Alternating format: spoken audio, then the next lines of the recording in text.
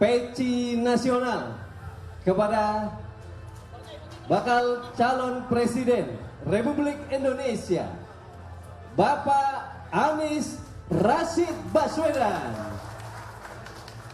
Allahu Akbar, merdeka.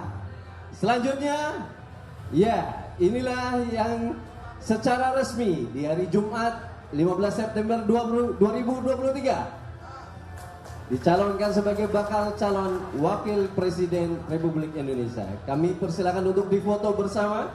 Silakan para fotografer difoto dengan yang terbaik posenya.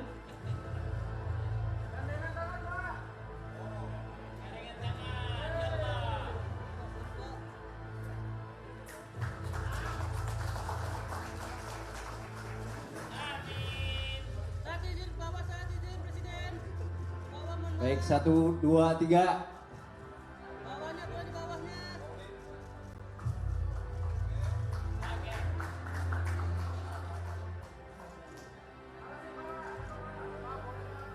Baik, terima kasih. Cukup para rekan-rekan wartawan, fotografer.